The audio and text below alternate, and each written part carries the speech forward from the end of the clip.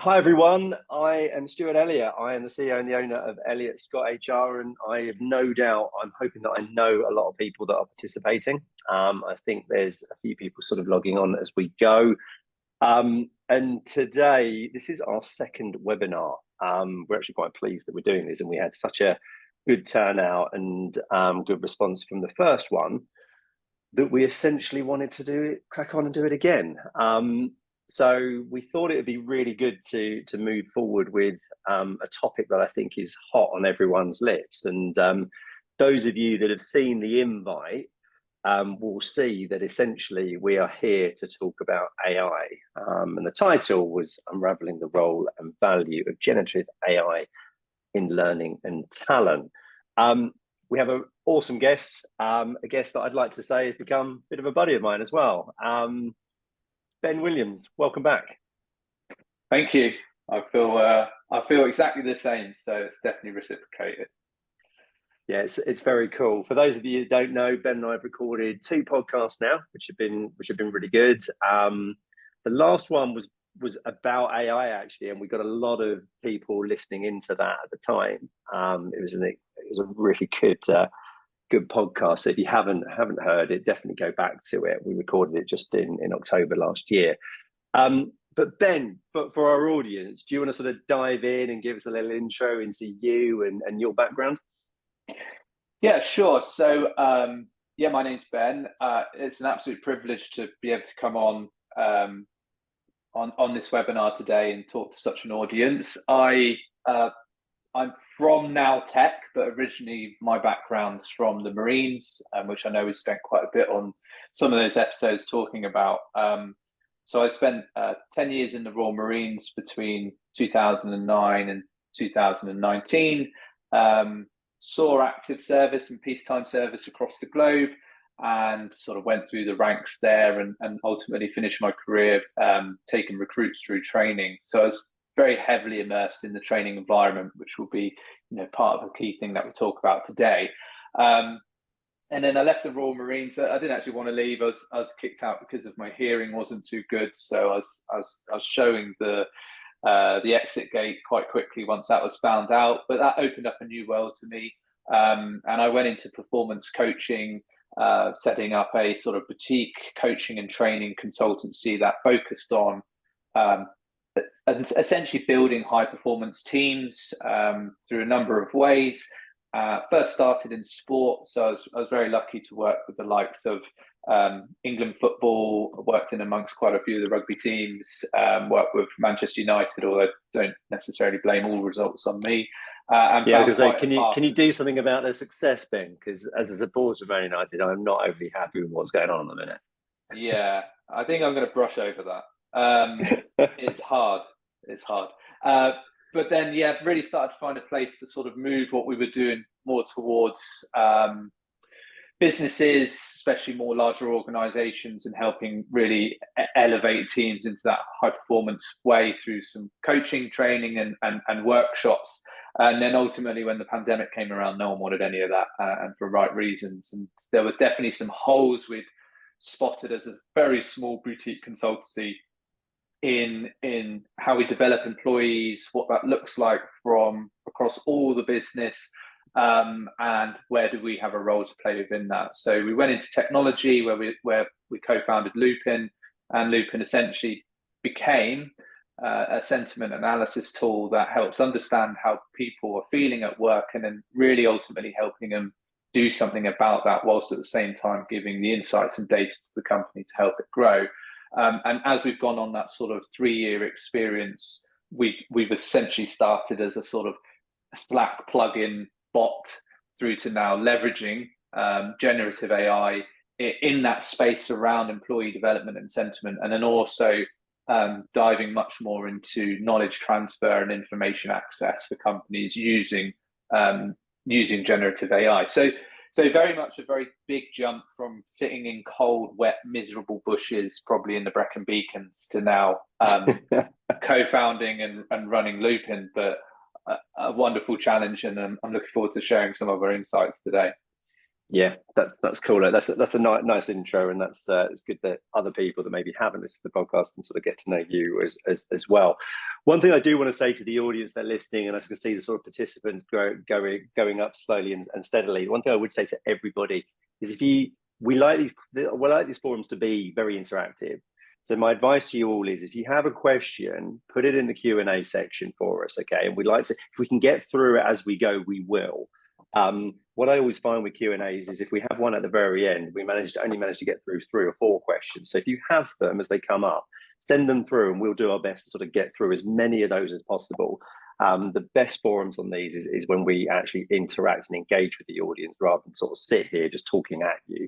So please do that. That was something that worked really well on the last one. But I want to get us back to sort of AI and what we're here to sort of talk about, I suppose. And there's a couple of starting points that I'll give in terms of, I suppose, stats and definitions. And generative AI, again, Ben and I were sort of doing a little bit of a chat beforehand, sort of warming up for this, etc. And while we were doing that, I was sort of looking at definitions. And essentially, generative AI is AI that's capable of generating text, images, other data, and using generative models often in response to prompts. Now, I have to say, when I sort of first looked at that, I actually like, is that it? I thought there was going to be a much bigger and deeper meaning to the whole sort of definition. But I think that helps give a bit of context.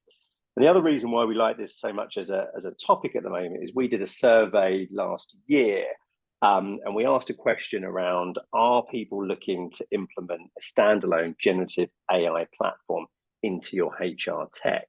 Now, interestingly, at that time, 31% of people said yes, 29% of people said they're interested but had no plans, 31% adamantly said no, and 10% said they already had one. So it sounds like 10% were sort of way ahead of the curve.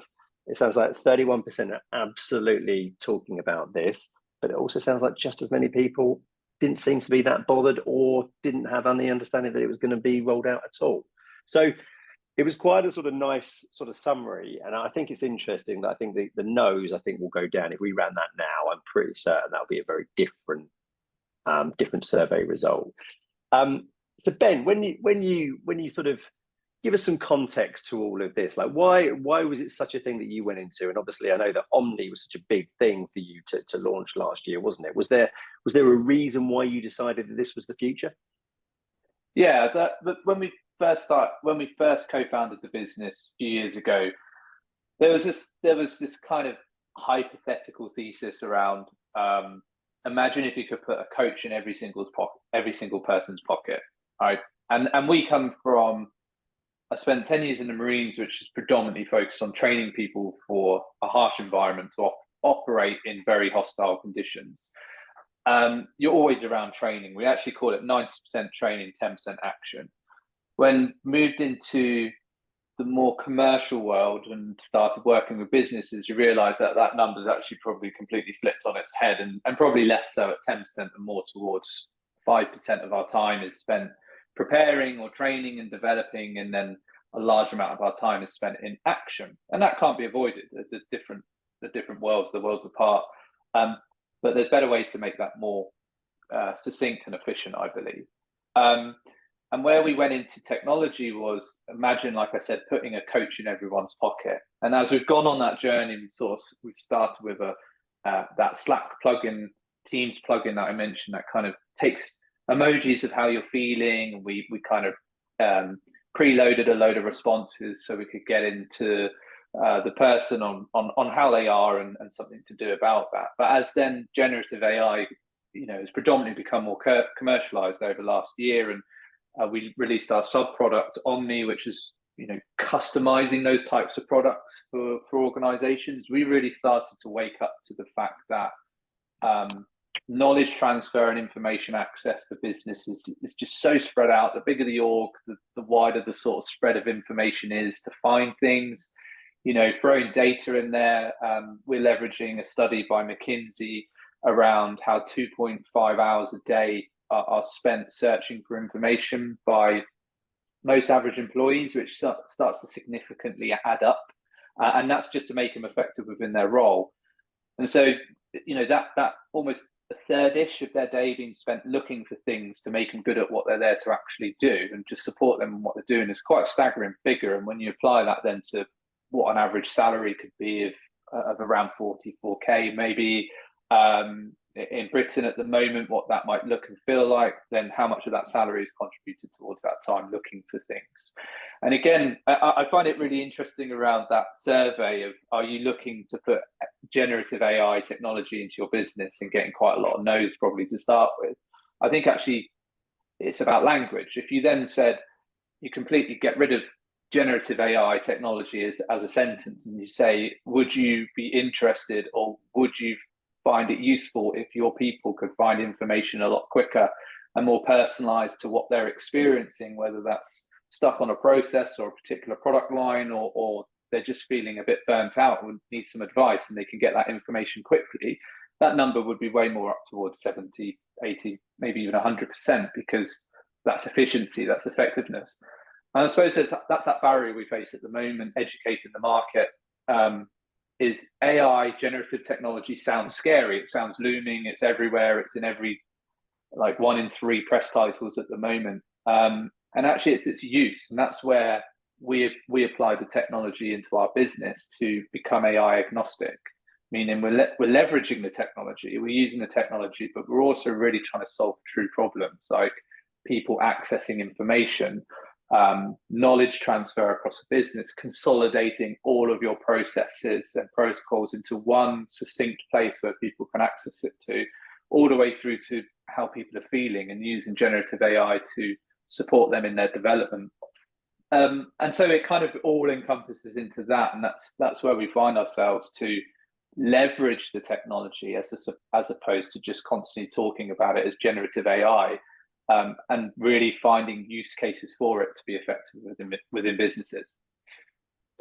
And I think I thought it was really interesting when you were giving the stat there, like when you were training the forces, sort of 90% was training, 10% action, and obviously it's the reverse. I think you were saying it was like 5% basically is training, and 95%, I suppose, is action.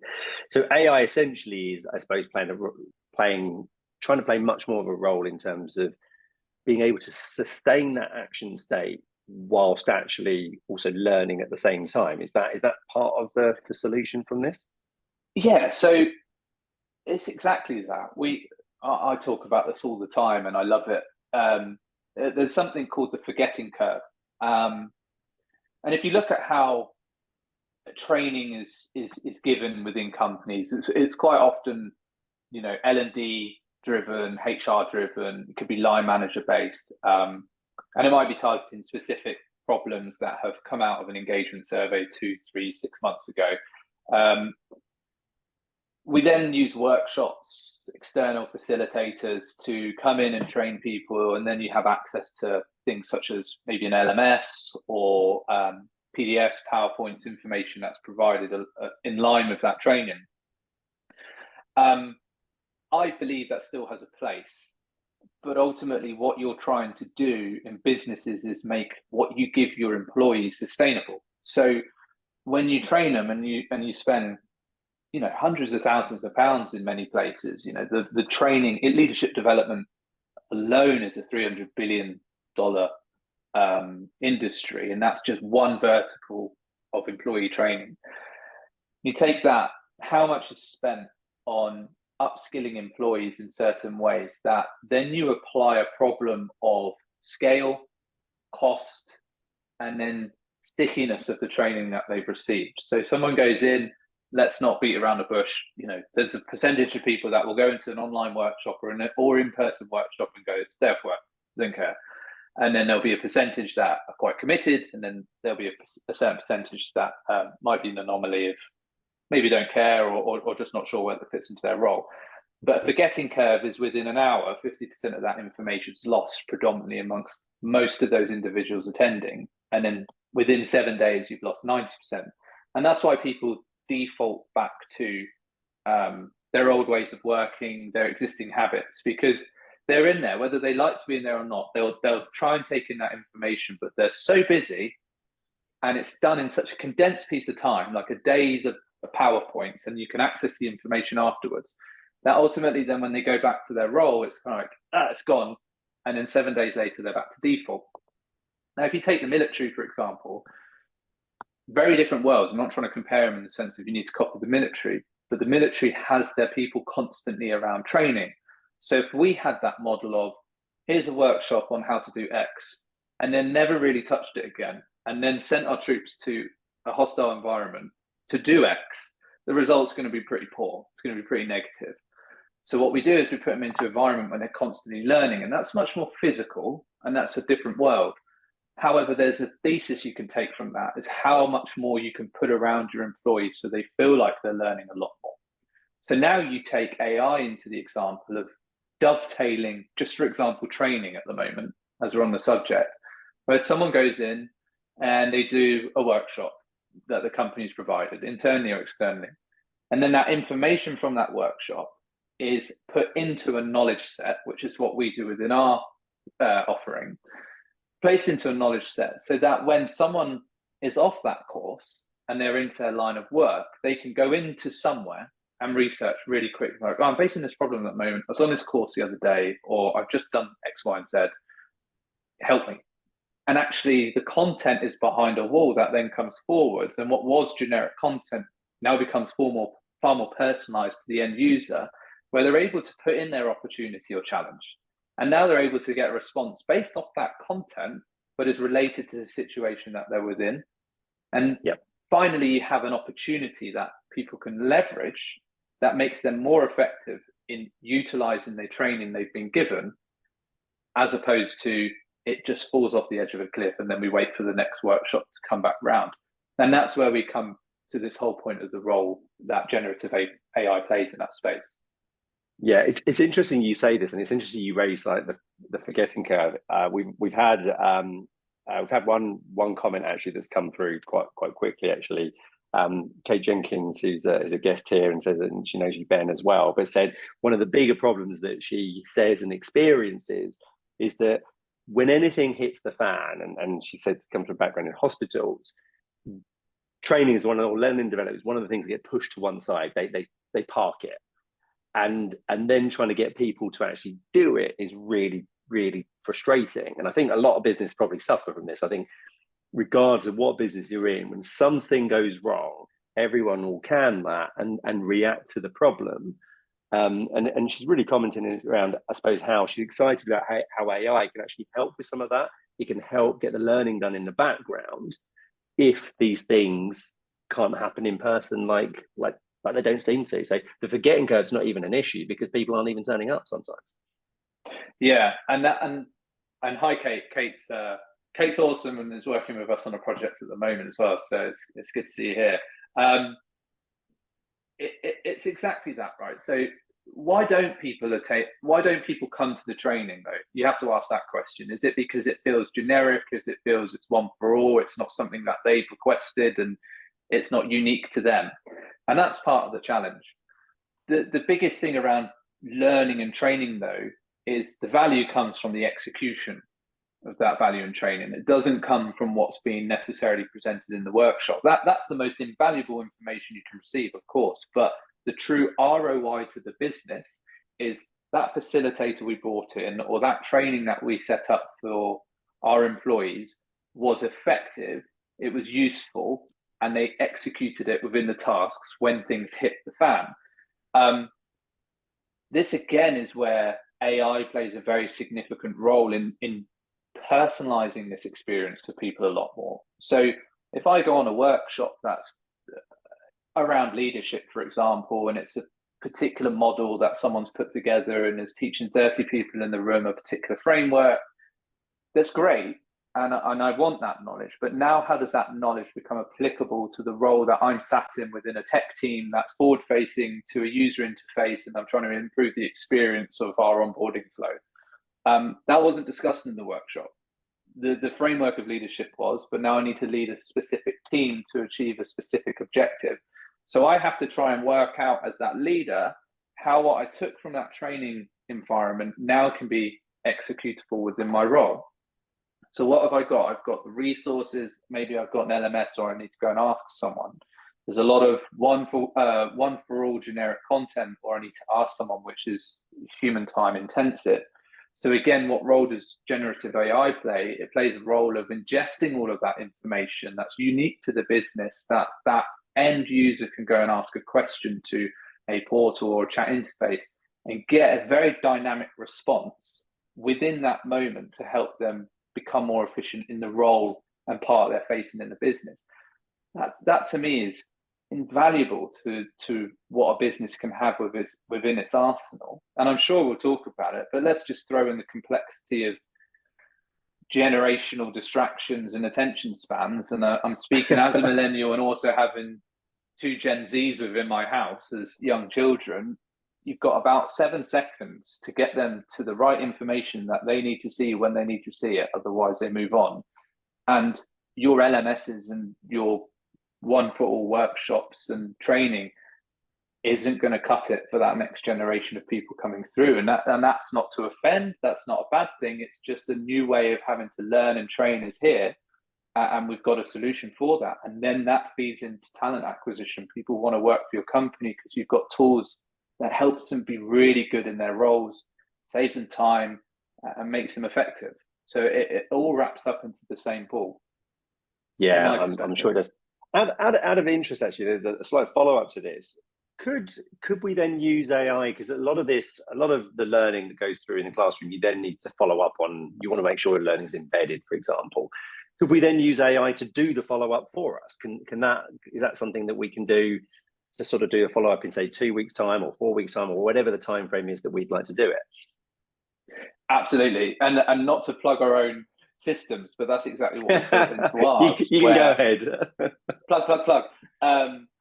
We've built into our own models where we want it to feel more of a coaching experience. So when I go in, it's asking me a question rather than I'm having to ask it questions. It's got memory, so it can remember what we've discussed before.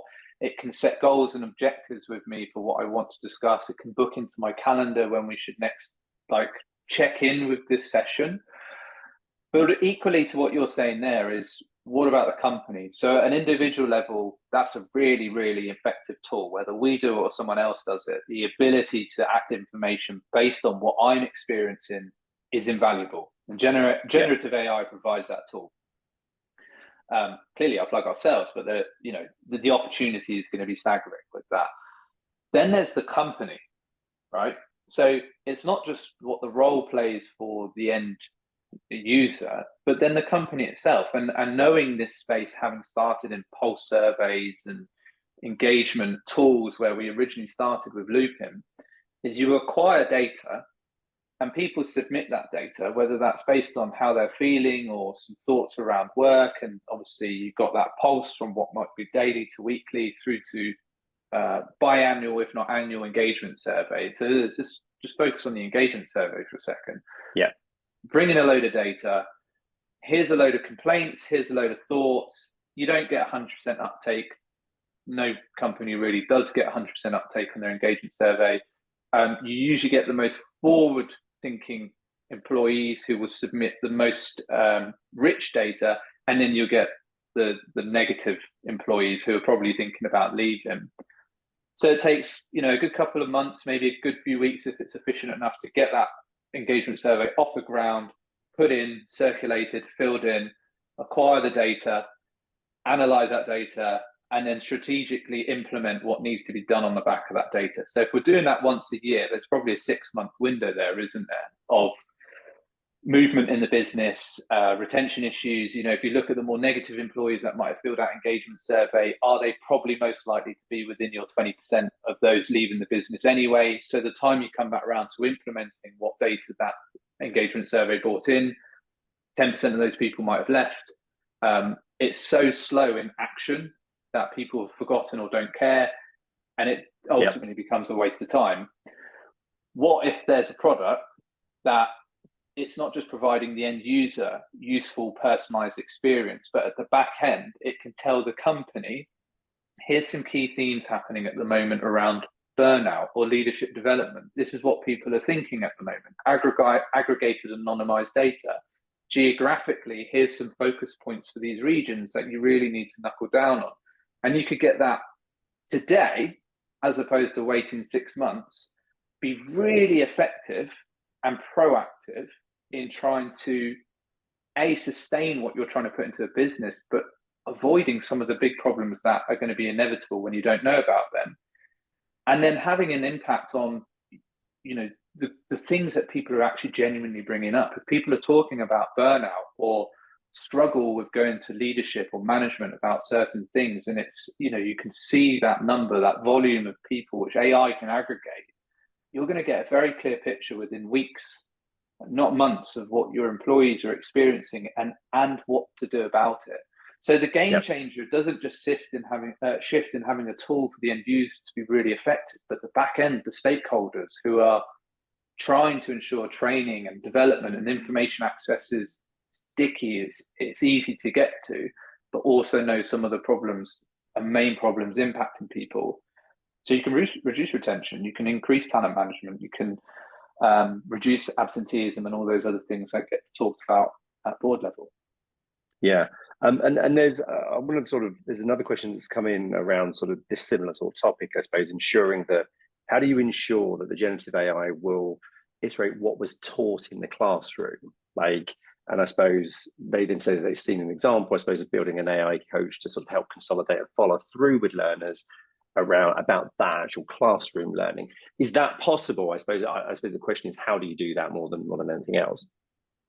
Yeah, so the short answer is yes. And just taken from my own personal example, I'm super privileged to have written a book, and so we've built a demo product on my own book where the model doesn't access anything open source and only goes to material within my book, which is a large piece of content. Yeah, and then accessing that as a reader, I'm like, I read the whole book, nice one. It was a bit boring, Ben, but I'd love to access this particular part. And you can just go straight there and make it relevant to what you're experiencing. Imagine that 1000x kind of multiple within a business that has well-being resources here, leadership development resources here, a plethora of information that might be across an intranet or an LMS or so on and so on, or just in a Google Drive, which I saw recently from a brand I won't mention, but I was surprised by, some of which was in an Excel spreadsheet. And some of this is well-being resources as well. And you're someone who's frantic and maybe struggling and just needs some quick advice, or been told to go and search for the resource, is now searching, they're looking, and then they get there and it's a spreadsheet or it's a Word document. It's not how we should be doing it. And so in answer to the question, it's essentially taking all of that information and ingesting it in a really easy way that people know it exists within this bank of knowledge, which you can go and access at any time, not even within working hours if need be, to really get to what you need to as quick as possible. And again, you guardrail, you put safeguards in place that you don't allow the technology to wander off and hallucinate and look for random things. If it doesn't know the answer, it tells you it doesn't know the answer, and it specifically sticks to those guidelines that you set it. Right, so it's possible, and to your point, you put the guidelines in place, so specifically learning what was taught 2 weeks ago or 3 weeks ago, etc. Yeah. One of the things, there's another question I want to get to in a moment, and then I also sort of want to highlight a little bit, because it's interesting, when we were talking before, you were talking about sort of generative AI, and my question to you at that time was, is it a bot? And you sort of smirked and laughed at sort of the fact that, is it a bot? And you were like, well, no, it's not. And I think the phrase you used was, it was much more of a chat interface in terms of how it is, rather than the bots that you see. Can you just explain the difference between the two? Yeah, the way I perceive a bot is going on, like I was this morning, the Halifax website to try and get through to something. Sorry if anyone's from Halifax here, but it's a customer service journey that's very much, are you experiencing this, that, or this? Now you're experiencing this. And it's very pre-programmed. What generative AI essentially is it can sit behind a bot, which makes the bot really intelligent. It can also sit behind a chat interface, which makes that chat interface very intelligent. It can also sit within your data, so it can actually read through data, make assumptions of data, and then bring back an analysis to you. So again, it becomes this it's this piece of technology that has so many diverse user cases and abilities to install where you want it to install, and you can put it into a bot. And I think why I smirked this morning was because I've just literally been talking to a bot and then use the term, oh, I need to speak to a human, and then I'm on a call with a human. And bots are very intelligent, quite often pre-programmed, where generative AI can sit as behind anything and can almost attack any user case it needs to be useful. And I think that's where we at Loopin really try to come away from the language of bot as well. We're not building you a bot, we're building solutions that impact real problems that people face in the now, you know. And if that's information access, knowledge access, great. If it's sentiment analysis, if it's helping organizations understand what people are feeling and experiencing, consolidating that into a report with 3 or 4 actionable things that you can do now, then great. And that's the use of the tech, as opposed to just training a bot, which bots have been around for quite some time now. I think, they're almost stigmatized into what AI is becoming and is. And obviously bots can leverage that technology, but we see it far greater than that. Yeah, it's interesting. And I was just listening to you there, even with the banking solution there, I got the impression that actually the customer service person is actually more powerful with the chat interface option, working with that to solve your problem, than a bot is, for example. So for me, it's enhancing that customer service capability. That's how I sort of read that, rather than the bot, which, to your point, was a little bit limited in what it could answer for you. Yeah, and there's a company we work with at the moment, a big enterprise, who they have a suite of products that their business runs on, essentially. And even, you know, as a new employee or onboarding, right, we use these products. Okay, and they're not the products that we all think of as in Google Drive. They're very specific products that stick to a particular product offering they have as a company. Quite complicated, quite challenging. And the user manuals are either on an Excel spreadsheet where you can query and gain a response, which is verbatim as whatever's in that spreadsheet, and you've got to look for it, or there's the portal handbook that people can go into and sift through, and obviously a naturally audio-based, video-based, for example. What we've done for them is taken all of that content on how to use those products and put it into a model that now sits behind the chat interface that we can integrate into MS Teams, for example, that you can just go in and go, I'm stuck on this process, can you help me? And that becomes much more of a transactional response. It's not trying to coach you through it. It goes, here's how to do X, Y, and Z, and here's the link to the video if you need a bit more of an insight in how to do it. That is an extremely invaluable process to now bring into a business where they have, last time I checked, 20 odd champions for this one product line that you would have to speak to get to the point. And so these champions have now somewhere they can go and go, I've been asked this question, what's the response? And quickly copy and paste it. Or employees have access to the chat interface themselves, or I'm stuck on this product line and I've been in the business 3 weeks, I don't know what to do. Who do I speak to? Here's what to do. And some companies will have something similar to that in place. From what we see, many don't. And it's about how you make that more efficient as well, and going back to not wasting 2.5 hours a day or so looking for stuff. Yeah. Okay. It's really interesting. So we're going back to a couple more questions that are coming through. So this is really good, actually, in terms of sort of the interaction that we're getting now. So this is a really interesting one, actually. So the question is, do you also use internal social listening tools to help understand the feeling of employees and act on that insight in a timely manner, rather than waiting for pulse survey reports sort of 6 months later? So I think there's 2 parts to that question. I want you to sort of comment a little bit on the internal social listening tools first and foremost. Do you use anything like that at all? Yeah, we built something like this a while ago, and the reception for it was awful. It was seen as it was seen as Big Brother. So we originally focused on Slack and building in essentially. It was like a smart piece of tech that essentially analyzed what people were speaking about and the sentiment. It was more gauged towards sentiment. So you could get a really good response, basically, of within this channel, everyone is happy. Within this channel, most people are pissed or don't talk to one another.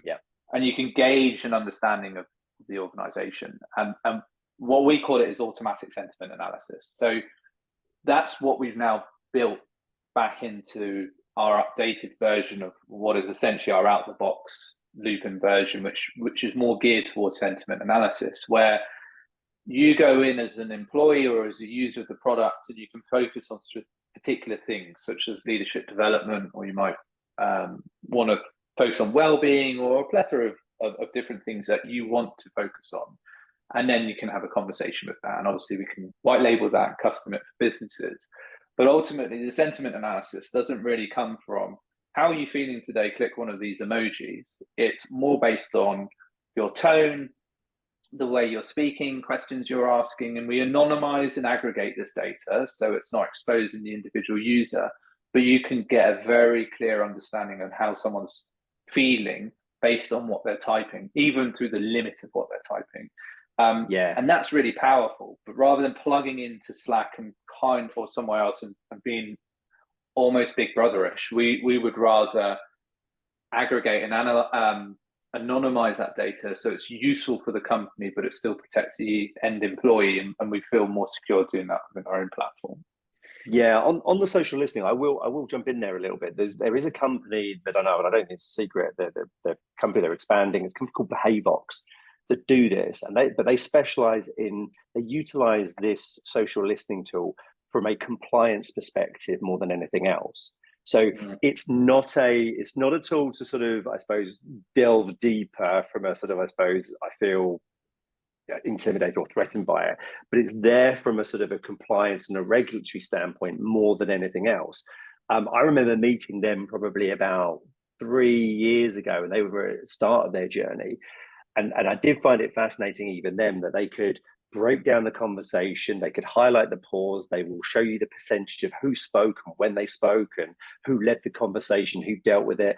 And I thought it was very Big Brother even back then, but their whole avenue was to try to help financial services organizations mitigate compliance and risk, essentially. And that's where they're expanding and they're growing. So I totally agree with you. I'm not sure on the social listening piece about how adoptive it will become, but I do think it has a role to play potentially in that sort of compliance and risk space, which is where I've seen it expand.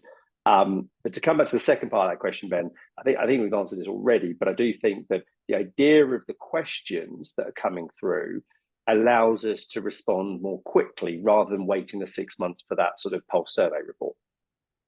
Yeah, exactly that.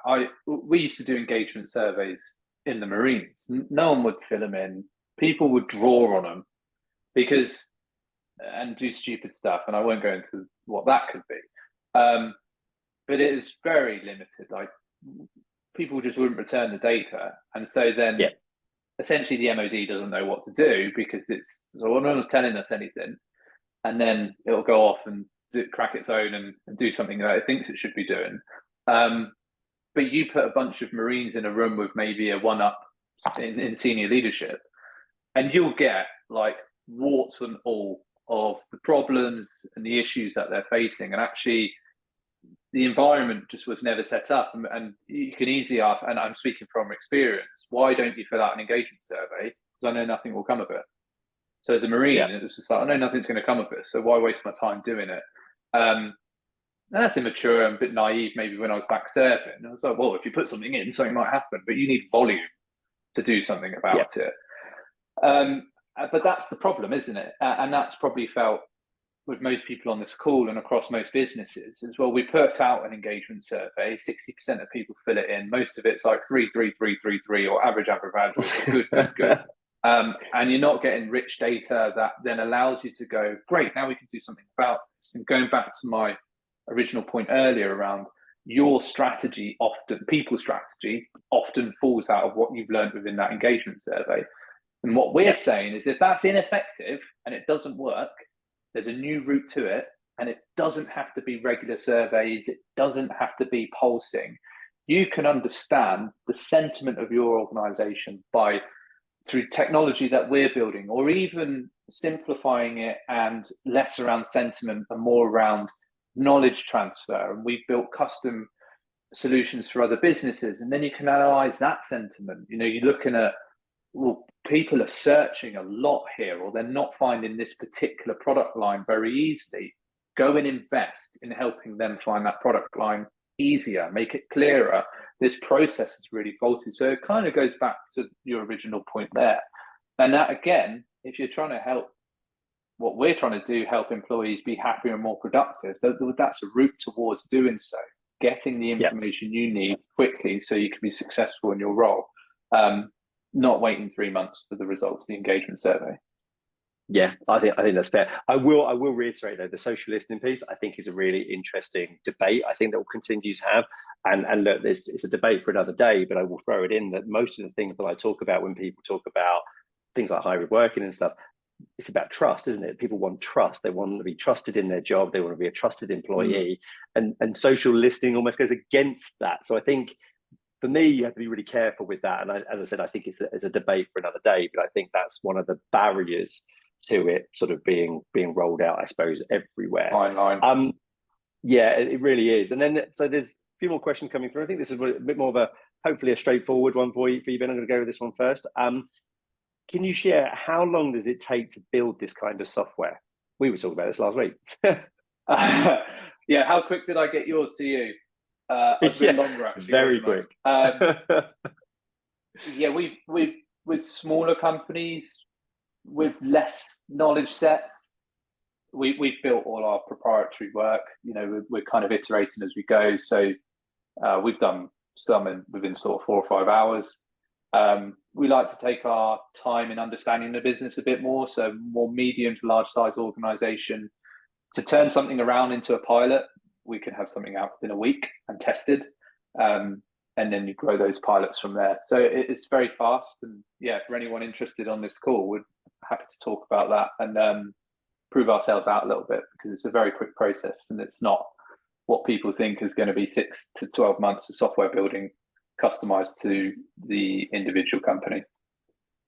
Yeah, I have to say I was really surprised with some of the stuff that we discussed already in terms of getting the information, and to the audience, we're looking at it in terms of an information tool that pulls all the information that we're getting from our podcast so that people can easily search or come up or find something that people have discussed, etc.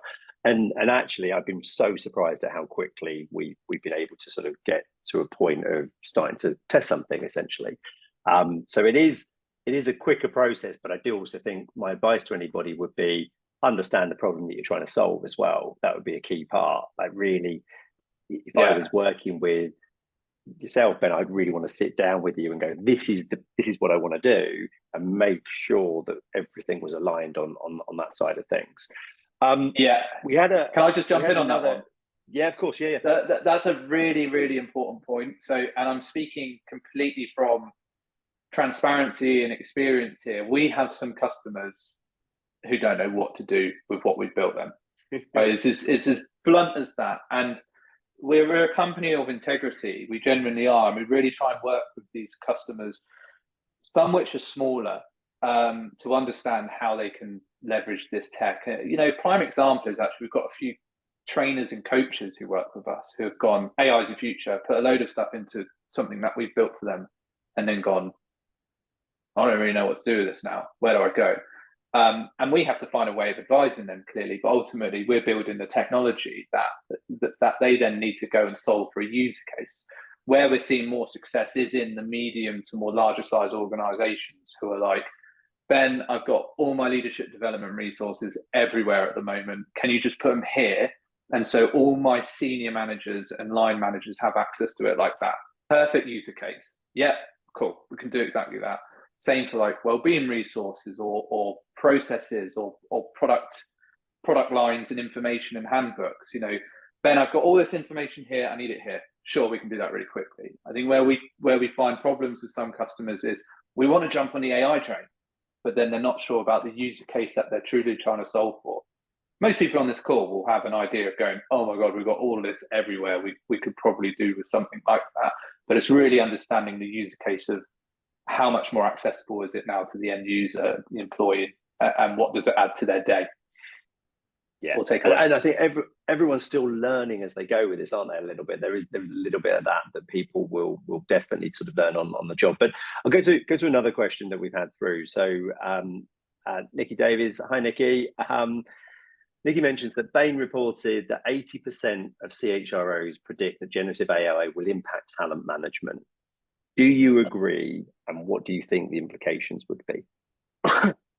Yeah, I do agree. And I saw something very similar recently that 80% of Gen Z employees are already using ChatGPT alone for career advice over going to their manager.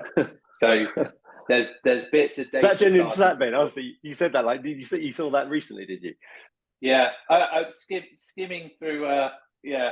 My iPad last night. That one popped up in front of me, and I was like, "Why doesn't that surprise you?" Because, and in no disrespect to them, and I've talked long about this. I think when we first met at the Bloomberg event, if I say how many of you have had bad managers in the past, everyone puts their hand up, and people can always think of the bad managers that they've had, and there's data starting to leak out around how bad managers are impacting business economy and leadership development and everything around that.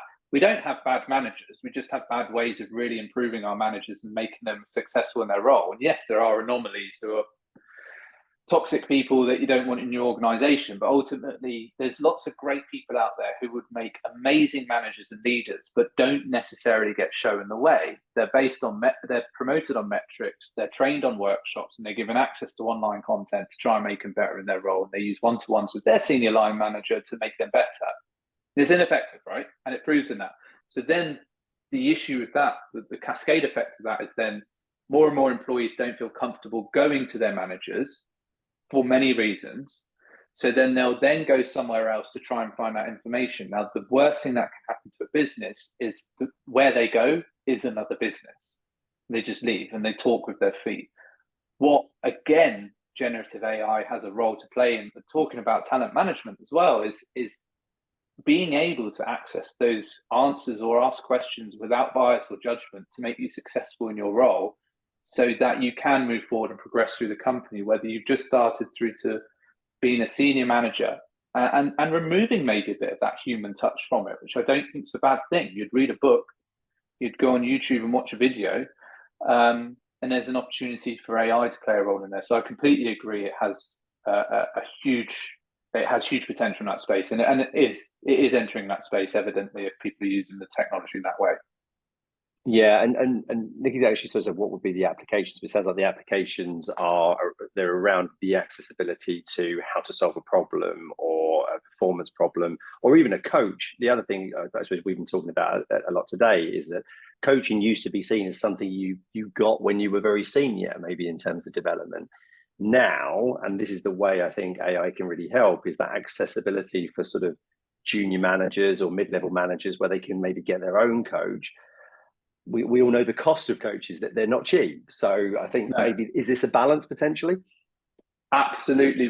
We just we're releasing a product with a very successful global D&I speaker.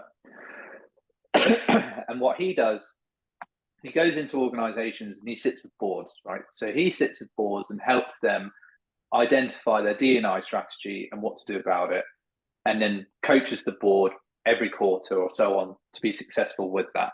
And clearly that is up there at board level, and all boards absolutely must be doing things around the subject of D&I. His words to us were, the trouble is with D&I is, yes, it's great if it's been talked at board level, but to make it impactful, it has to be felt throughout the entire business. And his words, not just through committees. He says people have to be educated across the entire organization. And so what we're doing with him is he still stays with the board. He still is accessible and coaches them, but his knowledge through a chat interface that is then sent across the entire organization, you can ask questions to based on those subjects. And I think that's really, really, really important, because D&I is an extremely important topic in the workplace, in general, but at work especially. But people feel very uncomfortable still in bringing up many of the things that they want to bring up or just ask a question in fear of judgment, or is there going to be bias attached to the way I actually ask this particular question? Even me saying it now on a webinar, I'm trying to cautiously tread how I talk about D&I, which means there is something deep rooted within us all that there's still concern about how you talk about such a subject. So then if people have access to a product where they can ask those questions without judgment and bias, and they can really resolve what they're facing, that's really, really powerful. And then let's add in the back end data that we can say most people are asking about X, Y, and Z at the moment. That's where you should really delve into your resources and help people understand it. What's interesting, in I smirk a little bit because actually the example you gave is really interesting on the DEI piece, because Nikki is a DEI guru, I'm going to say. And actually, you didn't know that, did you, before answering that question? No. No. So I'm glad. I'm actually nice. And here's one I made earlier. Yeah, that's quite nice that you've done that. I just want to. We've got 10 minutes left, so if you've got a question, give it in now, because we want to sort of get through a couple more as well that we've got. One question we had was, how do you cater this concept, and the concept I suppose of AI, to adhere to regulatory and compliance measures in industries such as law that often do not adapt as quickly as the rest of the market and are subsequently held back by the slow pace of update with their regulation? Is that a challenge? It is a challenge. It's a challenge met with lean in or get left behind versus do the right thing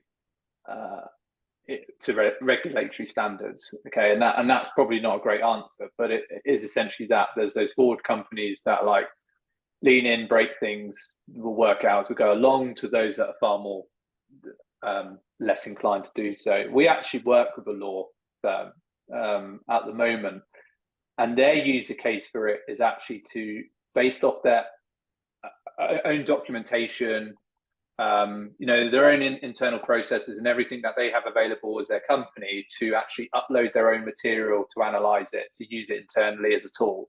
They're not using it as a sort of out of the business, ask how to do law kind of product. It's far more internal use. That's a great use case. It probably de-risks a lot of what they're trying to achieve.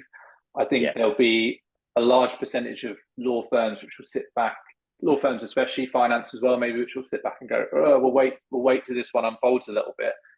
But I don't believe, and not in the case because we're building products in this way, but I just don't believe the market's going to hang around for you on this occasion. That you look at those that didn't set websites up during the website boom many years ago, got left behind quite quickly. I think it's the same again here, but there has to be a far more conscious effort around understanding those regulatory confinements that the likes of law, for example, will find themselves in. But again, my point is internally, and it de-risks it slightly. But I think it's interesting the way you mentioned that, though. You're not trying. There's nothing changes from a regulatory or compliance perspective. What you're trying to do is speed up the case studies almost that they've had previously to be able to sort of find the information, etc. Before. So the idea is that I suppose even industries like law can speed things up without worrying too much about regulatory and sort of the compliance issues, because it's a proprietary product essentially. Again, I think proprietary products are going to be the way to go on this. I think it's really interesting. I want to go back to, there's a few questions. Another question that's come in here that sort of said, I suppose, re-emphasizing learning. So something that we talked about at the very beginning of this, in terms of like done a piece of training, how to sort of re-emphasize learning, and I suppose when the source of, but how can the company use your product to re-emphasize learning when the source of the learning is from external training vendors like LinkedIn Learning, etc.? Yeah, that's a great question, which one I'll probably waffle in answering, so I'm going to really try and be concise. That is a challenge, right? So if a lot of your stuff is externally done, then it'll come around to how much of that material can be accessed from that external provider, and that can be done in partnership. Whoever's asked that question, thinking maybe about your companies, if that's where you're using a lot of your training material, for example, then there's an opportunity for partnership to go to that particular training provider and say, we want to use this type of technology in this way, can you help get us there? So that's part of a way to do it. Again, though, I think this is where my spikiness comes around training and how it's so one for all. That how do you make the content to your employees more personalized, so they're not going on LinkedIn training all the time and looking at what is an extremely expansive learning environment, to actually have something more consolidated within. And that could be picking some resources from LinkedIn Learning, or picking that kind of plethora of information that you use or go to or is available, and then bringing that into its own generative model that then your employees have access to. That's another way of doing it. Or you use an out-of-the-box solution, which is, part of what we do is we built a tool that has a number of these things already within it.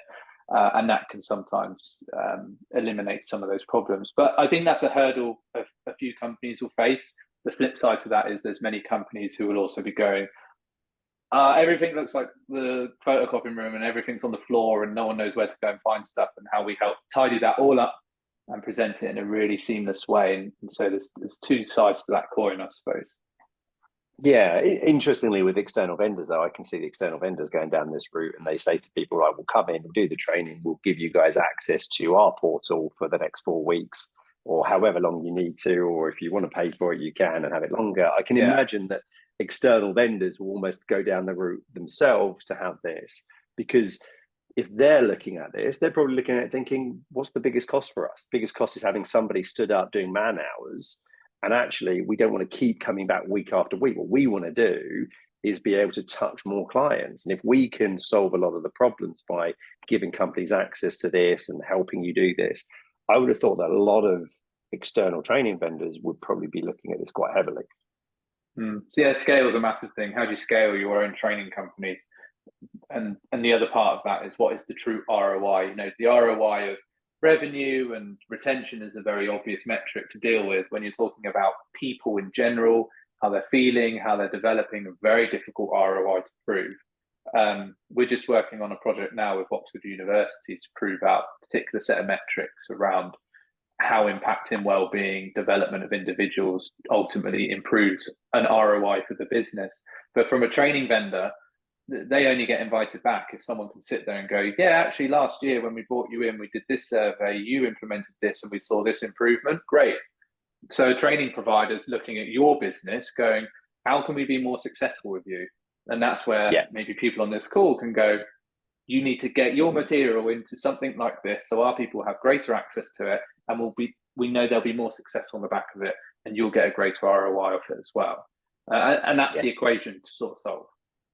It is. Now, I go back personally, like my view is I go back to the proprietary piece, and that for me is really important. And I think and I think LinkedIn Learning is great for certain things, etc. However, the bit that I always listen to when I talk to sort of CHROs, when I talk to sort of problems in HR, everyone always comes back to it's about our culture, vision, and values. And the culture, vision, and values is independent for each organization. Each organization has a different set of culture, vision, and values. And therefore, I do find it really difficult just to sort of take a training piece and suddenly go, well, here you go. This is how it's done. Because for me, it's so different for each organization. And that's where I think these products and the proprietary nature of them will start to really come through. And not only that, I definitely think that the bit I've also heard a lot of is the compliance piece around things like ChatGPT. Do I trust it? Can I trust it? I don't know. With a proprietary product, the idea is you can, correct? Correct. And that's like, I love the saying, we use it internally. People are drowning in noise and starving for wisdom, right? Or drowning in information, and starving for wisdom. So most of your employees are looking somewhere for some information and can't find it. And then they go and search, and even if it's on Google, it's billions of articles, and it's hard to get to the point. Generative AI offers you the opportunity to put all your training, development resources, like we talked about in this webinar, information, whatever it looks like, into somewhere that also has your values, your ethos, your culture, the DNA of the company embedded within the system. So when it's talking as Elliott Scott, it's talking as Loopin, it's talking as whoever. It's not talking as some generic bland AI interface. That's the power. That's a whole different level. And it's so simple to implement. It is. So we've literally just hit 1 o'clock. So we've hit the hour. So I need to need a gong or something. I feel like I need like a big bell that sort of rings in the background to signal the end. One thing I will say before we sort of close everything down and wrap up It'd be good, Ben. Like if people did want to see something like a demo or saw maybe this in action, would they be able to get in touch? Could we put them in touch with you? Is that something that you'd be open to? Yeah, definitely. Yeah, well, so honestly, please email me at ben@letsloopin.com. No G on the Loopin. Loopin. Just send an email to ben@letsloopin.com. You can find me on LinkedIn. I'd love to. I've seen a few comments where obviously there's people initially thinking about it. I'd love to share what we're doing, what a pilot looks like as well, get things to just test within your organization. Come and find us. And look, you're a great example. I showed you something last week, and then you've got your mock-ups this week to do something with the podcast. It's once you see it, you kind of get it. And yeah, feel free. Send me an email. We'll book something in and go from there. Yeah, and likewise, if anyone feels a bit nervous on that or wants to sort of maybe message myself and see what we're doing, more than happy to sort of share some of that information with you. I think you guys will know my email address, though. I'm not going to sort of sit here and repeat it again, but get in touch. Like, more than happy to share this, because I think the more the sort of community shares on this stuff, the more that everyone's going to learn and get out of it. And I think that's how this product and this I suppose AI is going to evolve in this space. So look, Ben, it's been a really, really informative hour. Thank you so much for your time. If there are any other questions, though, feel free to sort of message them through to Ben. Obviously, his email just popped up, or myself. Send them over, and we'll get back to you. But it's been a real pleasure. Thank you so much for your time, and yeah, thank you all for attending. Thank you very much.